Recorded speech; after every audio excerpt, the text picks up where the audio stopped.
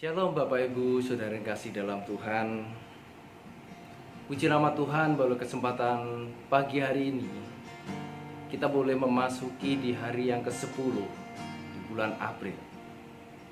Dan tentunya hari ini kita boleh mengenang akan kematian Tuhan. Saudara yang dikasih dalam Tuhan, ada satu peristiwa di mana pada saat Tuhan Yesus sebelum dia disalibkan. Kalau kita membaca di dalam Injil Lukas pasal yang ke-23 dari ayat yang ke-20 dikatakan demikian. Sekali lagi Pilatus berbicara dengan suara keras kepada mereka karena ia ingin melepaskan Yesus. Tetapi mereka berteriak membalasnya, katanya, "Salibkan dia, salibkan dia." Kata Pilatus untuk ketiga kalinya kepada mereka, "Kejahatan apa yang sebenarnya telah dilakukan orang ini? Tidak ada suatu kesalahan pun yang kudapati padanya yang setimpal dengan hukuman mati. Jadi aku akan menghajar dia lalu melepaskannya." Tetapi dengan berteriak mereka mendesak dan menuntut supaya ia disalibkan. Dan akhirnya mereka menang dengan teriak mereka. Lalu Pilatus memutuskan supaya tuntutan mereka dikabulkan. Dan ia melepaskan orang yang dimasukkan ke dalam penjara karena memberontak dan membunuh itu sesuai dengan tuntutan mereka. Tetapi Yesus diserahkan kepada mereka untuk diperlakukan semau-maunya.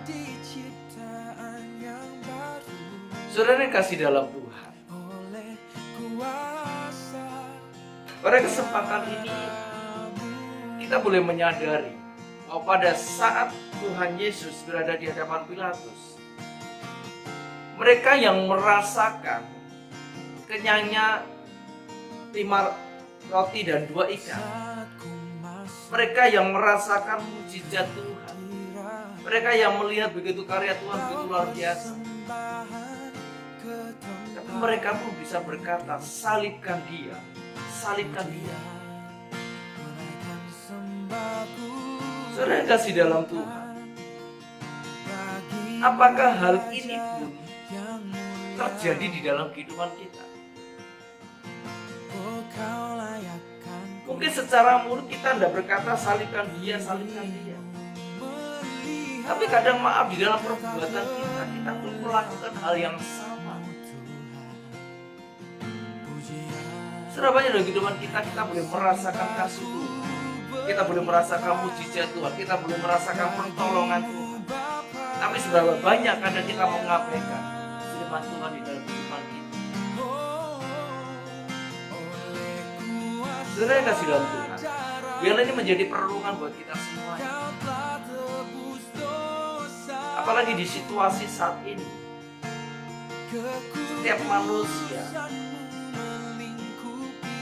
takut menghadapi yang namanya kematian.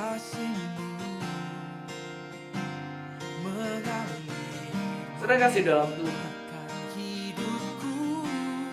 Tuhan Yesus pun diperhadapkan dengan satu kenyataan. Mereka yang sudah Tuhan tolong, mereka yang merasakan mujizat Tuhan, tapi mereka berkata, "Salibkan dia, salibkan dia." Saudara kasih dalam Tuhan, apakah itu pun akan terjadi dalam kehidupan kita? Kalau kita tetap berada di jalan pemikiran kita sendiri, kita pun mungkin akan melakukan hal yang sama. Tapi dalam kehidupan kita sekarang kita menyadari kita belum bisa bertatap muka satu dengan yang lain karena keterbatasan dengan kondisi situasi sampai saat ini.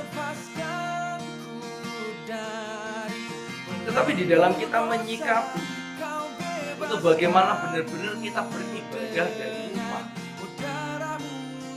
Sudahkah itu kita kerjakan di dalam kehidupan?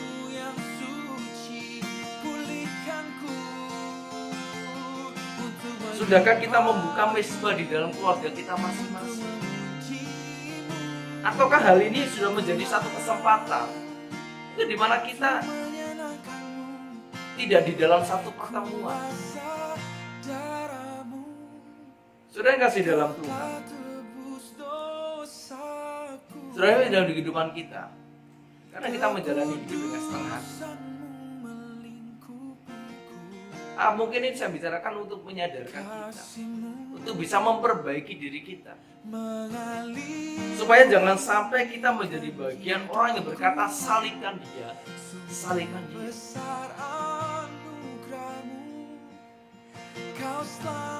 Saudara yang kasih dalam Tuhan,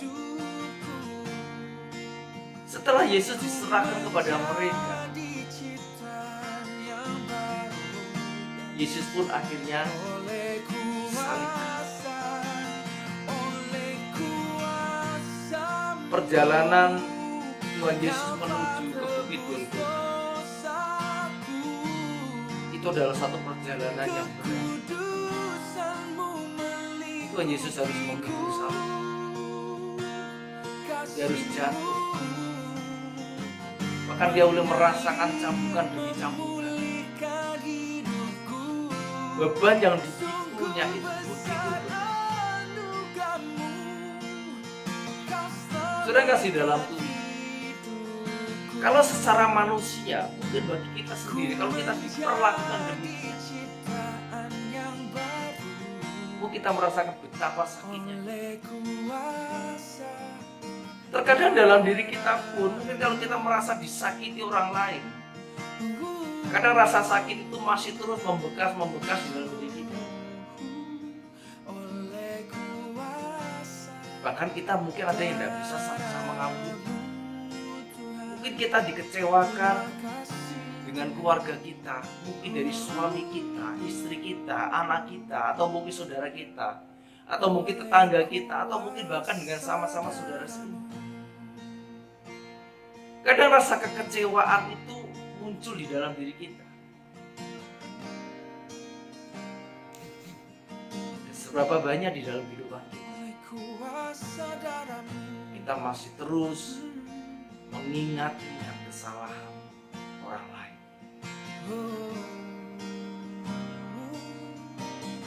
Saudara yang kasih dalam Tuhan, perjalanan Tuhan menuju Bukit Golgota itu menjadi satu penderitaan yang luar biasa. Tapi Tuhan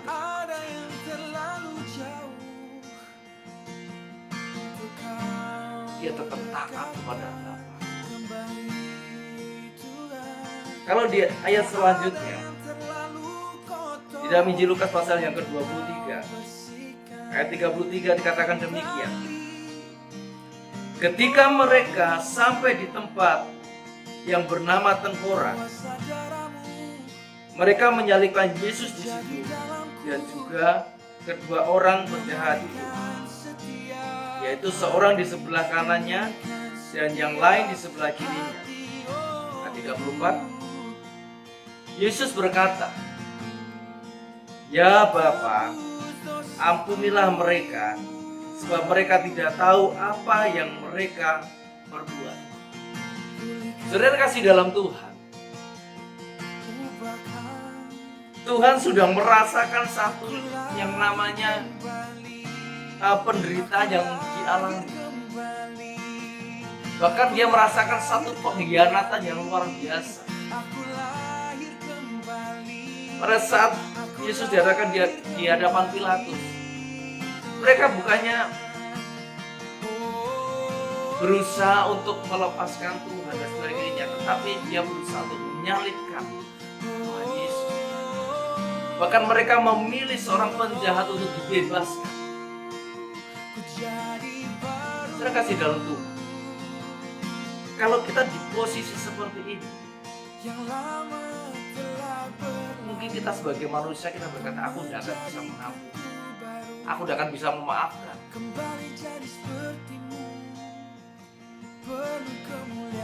Tetapi di sini begitu luar biasa kasih Tuhan di dalam kehidupan kita. Tuhan Yesus dihianati, Tuhan Yesus merasakan siksaan. Bahkan pada saat dia tergantung antara langit dan bumi, Tuhan Yesus masih bisa berkata, ya Bapa, ampunilah mereka, karena mereka tidak tahu apa yang mereka perbuat. Begitu luar biasa kasih Tuhan di dalam kehidupan kita. Masihkah kita bisa merasakan kasih itu ada di dalam pribadi kita masing-masing? Begitu banyak pelanggaran demi pelanggaran yang kita perbuat, tapi Tuhan masih mengasihi saudara dan saya. Bukan berarti kita menjalani hidup dengan seenaknya. Hari ini kita membuat kesalahan, Tuhan maafkan. Hari ini kita membuat kesalahan lagi, Tuhan ampuni. Yang Tuhan mau bukan seperti itu, tapi bagaimana pertobatan di dalam diri kita. Biar kita melihat salib itu ada satu buktinya untuk kita bisa bertobat. Dengan melihat salib itu kita bisa melihat begitu besar kasih Tuhan di dalam kehidupan kita. Saudara yang kasih dalam Tuhan, masihkah kita mau menjalani hari-hari ini dengan sesuatu yang menjadi keinginan kita sendiri, kesenangan kita sendiri? Ataukah kita akan mengesampingkan Tuhan di dalam kehidupan kita? Ataukah karena kita merasa hari ini kita masih baik-baik saja, tidak ada kejadian yang menonjol di dalam diri kita? Saudara kasih dalam Tuhan, pertobatan itu tidak perlu kita mendapatkan suatu kejadian dulu baru kita bertobat. Tapi biarlah pada saat hari ini, di hari Jumat Agung ini, kita boleh merefleksikan salib itu di dalam pribadi kita masing-masing. Bahwa sebenarnya kita pun andil juga di dalam pada saat mereka berkata, salibkan dia, salibkan dia. Kita bisa kata, aku tidak pernah ngomong seperti itu. Tapi bagaimana dengan pribadi kita? Bagaimana dengan perbuatan kita? Sudahkah benar-benar kita menyenangkan? Sudah kasih dalam Tuhan. Tuhan Yesus memberikan kasih kepada saudara dan saya. Karena begitu besar kasih Allah,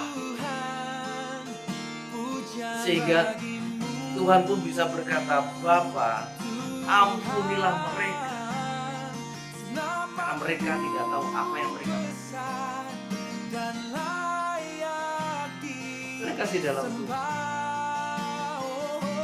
Biar kita boleh terus memaknai salib itu masing-masing dalam kehidupan kita punya salib. Dan salib Tuhan itu yang boleh menyelamatkan kita.